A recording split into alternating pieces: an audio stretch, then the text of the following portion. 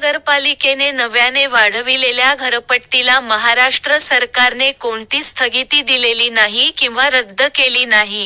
रणजित राय. धुळे महानगरपालिकेच्या जी वाढीव घरपट्टी आहे या संदर्भामध्ये वेगवेगळे राजकीय लोक जे आहेत ते वेगवेगळ्या पद्धतीचे दावे करतायत आणि त्या संदर्भामध्ये ही पत्रकार परिषद आयोजित केलेली आहे. माझं या ठिकाणी म्हणणं आहे की धुळे महानगरपालिकेने जी वाढीव घरपट्टी आकारलेली आहे तिला कोणत्याही प्रकारची स्थगिती आलेली नाही, ती रद्द करण्यात आलेली नाही किंवा कमी दराने करावं असा कोणताही आदेश आलेला नाही. या संदर्भाचा इतिहास असा आहे की महानगरपालिकेमध्ये भाजपची सत्ता असताना भाजपने बेकायदेशीरपणे धुळे शहरातील नागरिकांच्या आणि मालमत्ता करामध्ये वाढ करण्याचा निर्णय घेण्यात आलेला आहे आणि अवाढव्य म्हणजे 8-10 पटीने भाजपने या ठिकाणी घरपट्टीमध्ये वाढ केलेली, त्याच्या संदर्भात सर्व पुरावे मी आपल्याला मागच्या पत्रकार परिषदेमध्ये दिलेले आहे.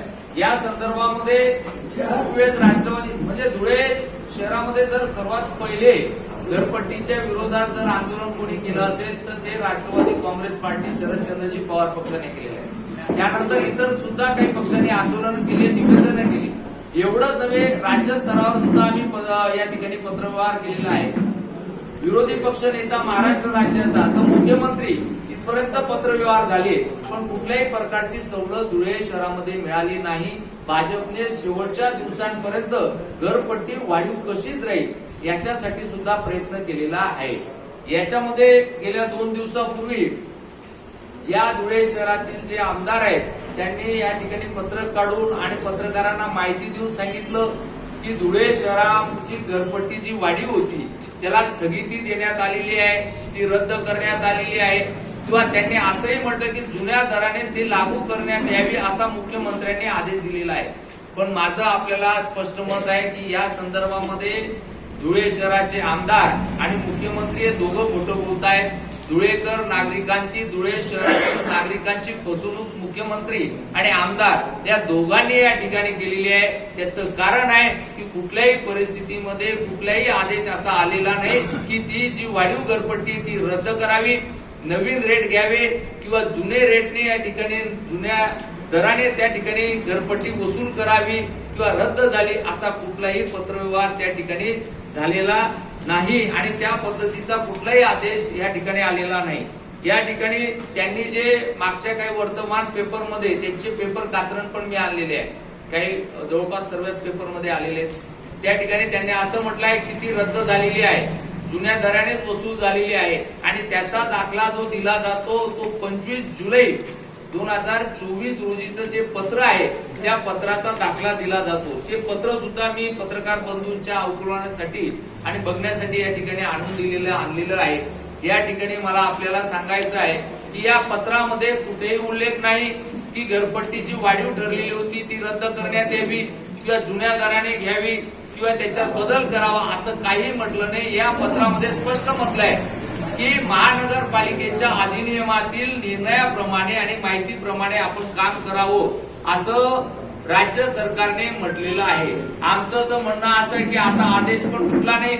आज सकाळी मी महानगरपालिकेमध्ये जाऊन परत खात्री घेतली की रात्रीत काही असा काही आदेश आलेला असेल की आपला रद्द केली असं म्हणून, पण मी कार्यालयातील प्रमुखांची चर्चा केली. त्यांनी सांगितलं की रद्द झालेली नाही, स्थगिती दिलेली नाही आणि कमी करण्यात आलेली नाही. उलट माझं म्हणणं आहे की धुळे महानगरपालिकेमध्ये आज सर्व कर्मचारी आणि विशेष जो कंत्राटी कर्मचाऱ्यांचा स्टाफ भरलेला आहे ते सर्वजण आज सुद्धा वाढीव घरपट्टीच्या नोटिसा देणं आणि हरकती घेणं आणि सुनावणी घेणं याचं काम करीत आहे. त्या कामाला सुद्धा स्थगिती देण्यात आलेली नाही. माझी आपल्याला सुद्धा विनंती की आपण सुद्धा कधी महानगरपालिकेच्या आयुक्तांची सुद्धा आणि तिथल्या अधिकाऱ्यांची सुद्धा आपण या ठिकाणी विचारणा करावी, प्रश्न करावे, स्थगिती आहे किंवा नाही.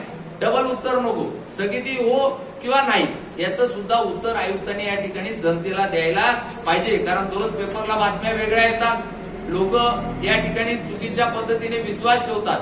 माझं म्हणणं आहे की धुळे महानगरपालिकेने घरपट्टीच्या संदर्भामध्ये या शहराचे 4 भाग केले, 6 भाग केले आणि त्या 6 भागमध्ये टप्प्याटप्प्याने वाढीव घरपट्टीच्या नोटिसा देणं, हरकती देण्याचं काम केलं. त्याच्यापैकी हद्दवाडी गावातील जे 11 गाव होते त्या गावातील सर्वांना नोटीस दिल्या गेल्या. महानगरपालिकेने जी वाढीव घरपट्टी आकारलेली होती त्याला महाराष्ट्र सरकारने कुठेही स्थगिती दिलेली नाही, रद्द केली नाही किंवा महाराष्ट्र सरकारचा जुन्या दराने आकारणी करावी असा कुठलाही आदेश आलेला नाही। या संदर्भामध्ये महाराष्ट्राचे मुख्यमंत्री आणि धुळ्याचे आमदार यांनी काही दिवसापूर्वी विधानसभेच्या समोर बसून एक व्हिडिओ व्हायरल केला होता आणि तिथं स्थगिती दिली, पत्रकाद्वारे दिली असं त्या पद्धतीने त्यांनी म्हटलं होतं। माझं स्पष्ट मत आहे की महाराष्ट्राचे मुख्यमंत्री आणि या शहराचे आमदार हे दोघं धुळे शहरातील जनतेला फसवण्याचं काम करतायत, चुकीची माहिती देण्याचं काम करतायत। भाजपने आपल्या सत्तेच्या काळामध्ये 8 ते 10 पटीने घरपट्टी वाढवण्याचं पाप केलं आणि आज एमआयएम या पद्धतीने एमआयएमचे आमदार जे आहेत घरपट्टी स्थगिती झाली असं चुकीचे मेसेज देण्याचं काम जनतेसमोर करतायत।